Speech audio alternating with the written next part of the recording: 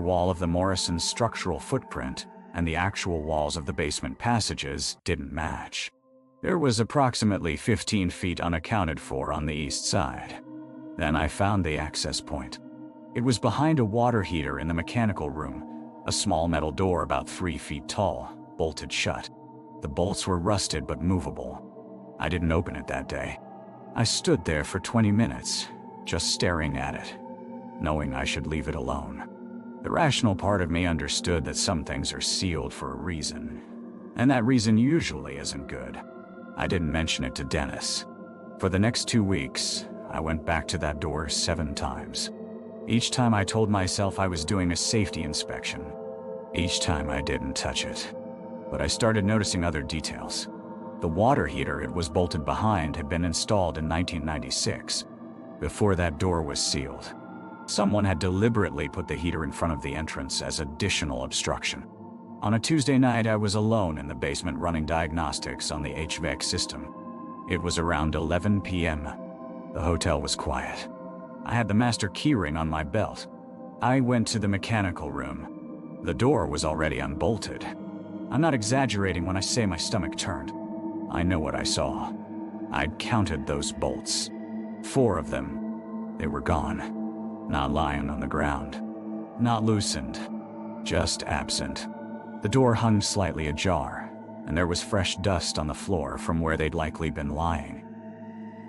Dust that had been disturbed and moved toward the opening, as if someone had swept it inside. I called Dennis. He didn't answer. I called the Pittsburgh Police non-emergency line and explained that I'd found something at my workplace that concerned me. The dispatcher was patient, but clearly uninterested. She said I could file a report, but there wasn't an active crime, just a maintenance concern. I should contact my employer. The next morning, Dennis came down with me to the mechanical room. The door was closed. The bolts were back. All 4 of them. Rusted, corroded bolts were now fastened firmly in place. "You said it was unbolted?" Dennis asked. He wasn't asking for clarification. His tone had shifted. He was testing whether I'd really seen it, or whether I was the kind of guy who'd lose his job over nonsense. "It was," I said. "I'm sure. The water heater's been here since '96, he said. "I've been with this hotel for 11 years. That door's always been locked like that. Maybe you misremembered it last night. Hard to keep track of details on night shifts." But he didn't look at me when he said it. He looked at the bolts. I gave my 2 weeks' notice that day. Dennis didn't ask why. He just nodded and said he'd process the paperwork.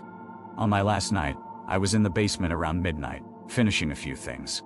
I heard something from inside the wall. Not an echo, not pipes. It was a rhythmic thumping, like someone was hitting the wall from the other side, directly behind where that sealed door was.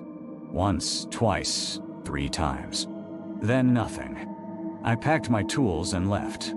I don't know what's in that space. I don't want to know. But I think whatever's in there knows it's there. And I think Dennis knows that too. The water heater in front of the door wasn't placed there by accident. Neither were those bolts. And when I wasn't looking closely enough, they were removed by someone, or something, that wanted to make sure I understood it was an option. I still have nightmares where I actually opened that door.